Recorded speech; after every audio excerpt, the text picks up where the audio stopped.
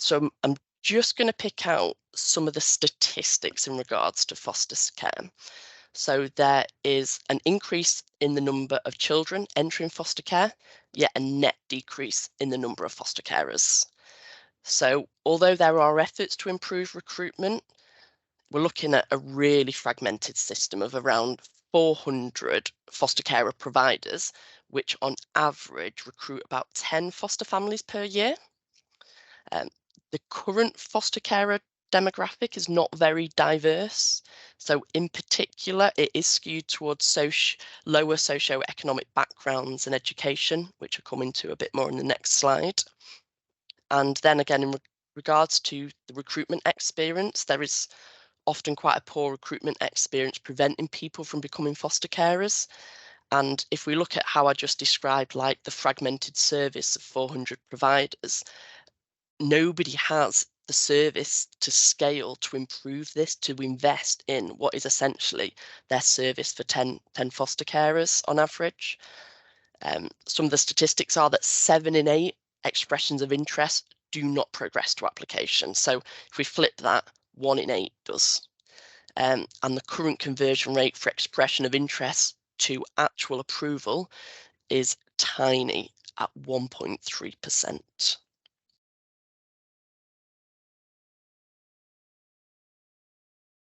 If we look at some of the reasons we're doing this and some of the things that came out of our research, is that foster care is really in the shadows of children's services.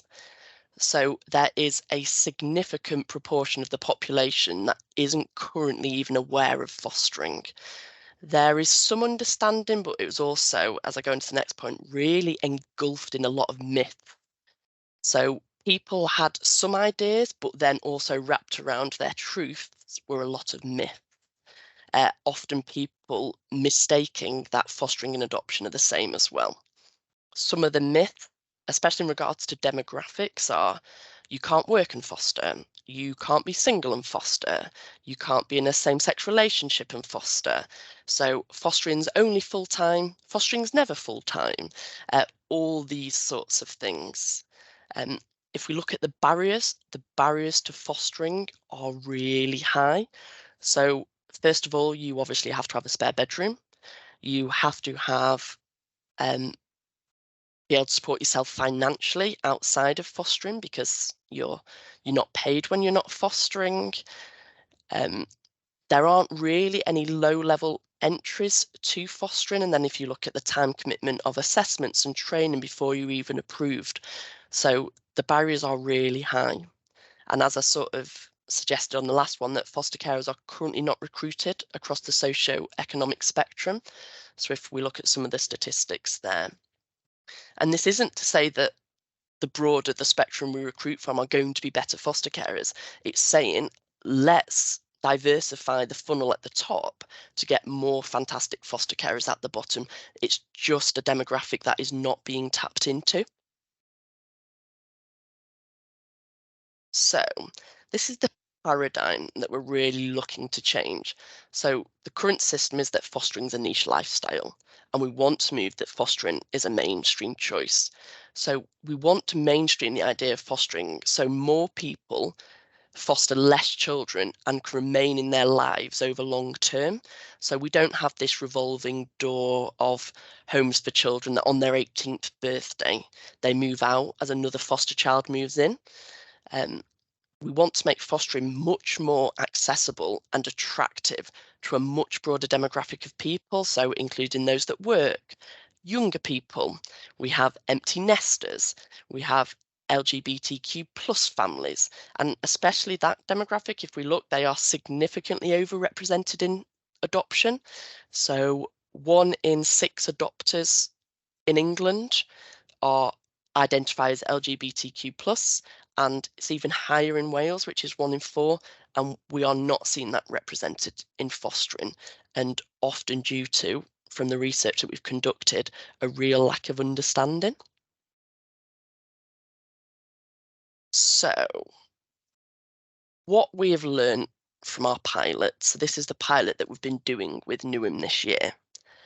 So we have found that there is a new broader demographic of people that are interested in fostering if it looks differently. Um, this is really sort of based around altruistic values, not necessarily driven by finances. They could afford to foster in different ways, really looking what they can offer into the community and have that human connection with a child or children. Um, we've also found that through our pilot that human connection in the application process is absolutely vital. So we created a new role called application coach, which is a real human that supports people from expression of interest all the way through to approval at panel. So it might be that you communicate over WhatsApp with your application coach. They know when all your visits are, they check in, they wish each other a good weekend, which is what's happening at the moment. And it really becomes that independent hand-holding support through the process. Um, We've also found that a positive digital experience could really support the new demographic of people to engage in foster care. So we're talking about a group of people that are probably used to a more slick digital experience. Um, if we look at all the private companies that we engage with and the digital experience that we get, and if we even look at government services now, I can do most things in regards to the services that I need online. I can check where my application's up to. I can review it. I can do it in my own time. And just not an experience that we currently have in foster care. And the reality is that a relatively small number of people can make a massive difference. And again, just going back to that digital experience, I've recently, well, probably a year ago now, went through the fostering assessment as an applicant. I'm now a foster carer. And my partner said to me during the application that if it wasn't for me, that she would not have been progressing with the application just due to the nature of expecting a better service, really. Um, so just some examples there. So what are we going to do about it? So there are a few strands to our work. One's including a tech build that you can see in point 3. So we are working on creating a platform that creates a positive digital experience. And we're also exploring a partnership with Coram, which is underway at the moment. So they're 2 elements. But what I'm going to focus on today for the next part of this presentation is something called weekenders. So something that I am hugely passionate about and I think will have a significant impact on how fostering could look in the future. So let's go on to that. So the first step in this is let's redefine what respite care is. So if we look at the definition of respite, which is a short period of rest or relief from something difficult or unpleasant, I cannot imagine as a looked after child relating to this definition that my foster carer might need this from me. And I just find this definition really difficult. And so what we've started to explore is something called weekend foster care. And it's regularly spending a time with a young person in care to empower and inspire them. So we've took elements of respite care and incorporated it into something that we want to call weekend foster care. And I'll explain a bit about that now. So we really wanted to develop a sort of low bar, meaningful entry into foster care.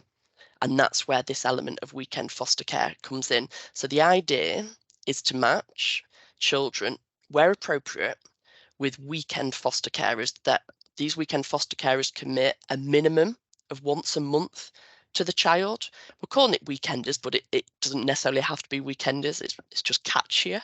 It could be that it works, that they don't work on a Monday or a Friday, and that might work better for them, and so forth. So it really can be work. But what it essentially is a long-term commitment, regular, to a child. Uh, I'll explain more over the next few slides. That's just to give it a bit of an overview.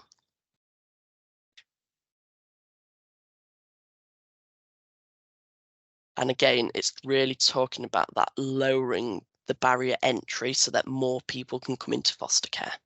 And obviously, provide more support and loving relationships to young people.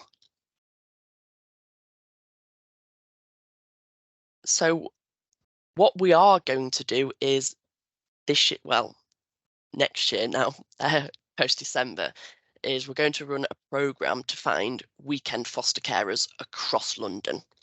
So now Foster will train, support, assess throughout the first year.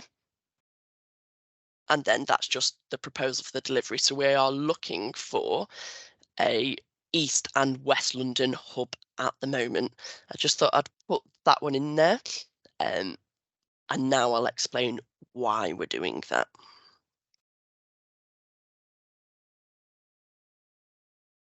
So in regards to weekenders and matching weekend foster care and children, so why will this make a difference? If we start by looking at Josh McAllister and the care review and two loving relationships to support children leaving care, many children do not leave with this. Like I mentioned before, it can often be that on their 18th birthday, they are leaving and another foster child is coming in.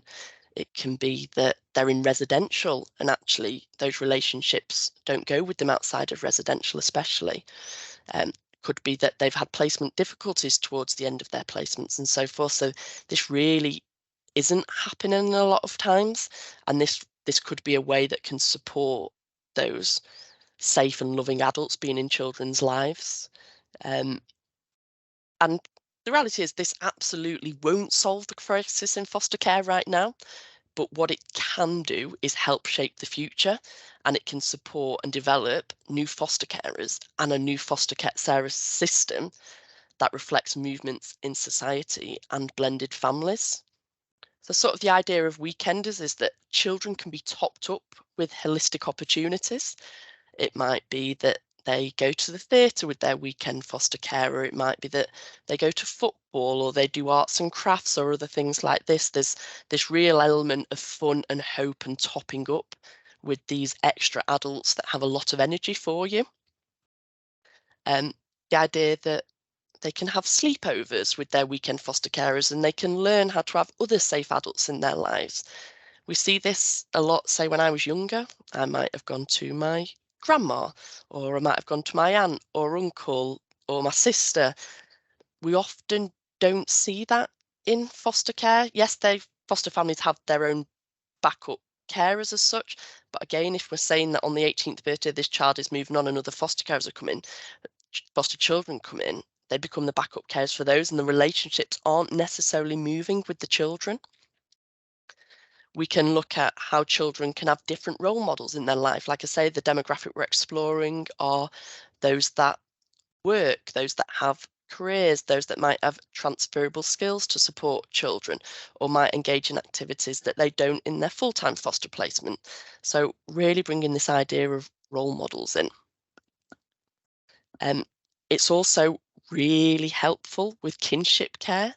We often find in social work that maybe there is, I'm going to be really stereotypical here, so it often is maybe a grandmother in her 60s getting 3 grandchildren that she's now looking after, and it might be that they have different needs and wants, and actually the weekend foster care match with this family could really support with that. I think the reality is as well is that when you build relationships with children and you relate to them and you feel close to them, that during difficult times you are potentially a backup carer as well, and that you can support and offer more or little at different times. This isn't ring fenced to just a weekend. It can move with the child and the child's needs. So you essentially are building up backup carers for children. I think as well, when I was a social worker, it would be really nice to have someone, especially if there's difficulties in their main placement, that on the weekend this foster carer can add positive reflections of this child. And actually sometimes that welcome break to a child, you can see a different side to them. And the reality is that during difficulties, we really hope that this could avoid placement breakdowns. So, and like I said, it's not going to solve everything now, but hopefully weekenders could future-proof the system, and we believe that recruiting a large number of these weekenders could provide a pipeline for future full-time carers and backup carers during times of need.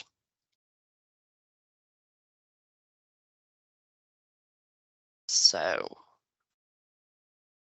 the main point here, what is the impact of weekenders on children and family? Who are these children that weekenders could support? So interestingly, I am a weekend foster carer at the moment. I support a 13-year-old boy, um, and it is the belief that what we are providing right now has stopped the breakdown of where this little boy lives full time because of the rest and relief for the foster carers and meeting sort of more broadening needs of his and giving him some time away from foster carers.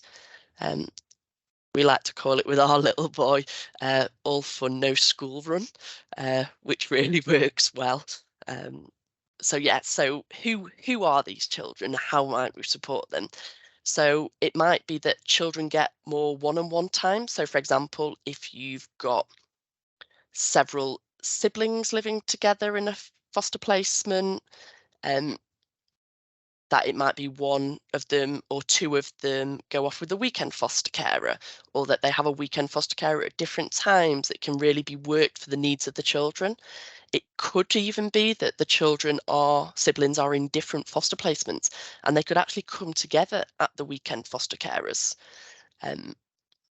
Another example where we've seen this being helpful is that children can be supported to explore their identity with positive role models. So, for example, if a child has a particular ethnic background that their main foster carer isn't, or they're exploring their gender identity and they could be matched with weekend foster carers, that this may be a helpful environment for them. So another example is a way that children can explore their interests. So a child that loves their outdoors or football. And I think we spoke about the kinship care or grandma or so far, where they aren't able to or don't want to be able to work within these things. So football first thing on a Saturday morning, for example. And really, really importantly, and really what we're pushing with this is that children have long-term matches with safe and supportive adults that will stick with them. Another example of where this could be used, so for example, if a young person is going off to university and they've got a strong relationship with their weekend foster carer, it could be that the weekend foster carer becomes the home that they can go back to when they're not at university. It's really being able to work with things like that. I do think there's significant potential for edge of care, but I won't go into that now because that is much more complex. We've got really good examples of how weekend foster care works. So our CEO, Sarah, she has been a weekend foster carer for about 12 years now, and she still supports the same little girl that she started supporting from 5 years old. And she has been the most consistent adult in this child's life from that age, and she's been able to support if there's been difficulties in the foster placement, or if the little girl has wanted a break. Sarah is Spanish, and so they took like a trip around Spain. The little girl is now actually bilingual in Spanish, and it went from being every weekend. Sometimes it's been a week in the holidays. Sometimes it has been that she comes for dinner on a Wednesday night. Sometimes it's been that she pops round to write her UCAS application, and their relationship has really changed. But what hasn't changed is how much Sarah is there for this little girl. Well, she's not so little anymore, she's 18, but it shows what this can do. So I'm going to go on to my final slide because I've spoke far too much and I'd rather hear from you guys. Hi, Laurie. So we've only got very few minutes left, so if you might have to do a wrap up now. Yep, this is it. So this is just the final slide of what Now Foster is going to offer to local authorities for next year, but you will see this in your slides. So I'm going to go off and stop sharing. We've got just a thank you so far from somebody and just commending you for your work and saying it's quite impressive. Yeah. So one question is, how do parents feel about another foster carer being involved? And this will be part, so this weekender's idea is the trial that we're going to do next year, and part of our research phase now coming up until Christmas, we'll be exploring the best ways to support in families' lives with this, and especially exploring like how would parents feel like this, and part of our work is really about how birth families feel and how we can incorporate birth families either within weekend foster care or in the full-time foster caring context, and how this isn't always done. Um, so exploring like how the birth parents will relate to the weekend foster carers, or it might even be that the weekend foster carers do actually support with birth family contact and things like that, but all part of the next bit of work for us. Okay. Another, I think, have to be made perhaps the final question, which is the next one, is how do now foster provide supervision and visiting for their weekend carers, or would that be the LA weekend placements it's joined to? Yeah, so we're not an IFA or anything like that. So we are actually supporting local authorities to get their own in-house weekend foster carers. So they will be supervised in-house. We are offering independent wraparound support even post-approval, and some of that might be through therapeutic supervision through organisations that provide that as an additional service. So we are looking to bring that in as well, but also support supervising social workers to tailor what would be a different kind of supervision and how that model looks. And we're creating that with the authorities that we'll work with.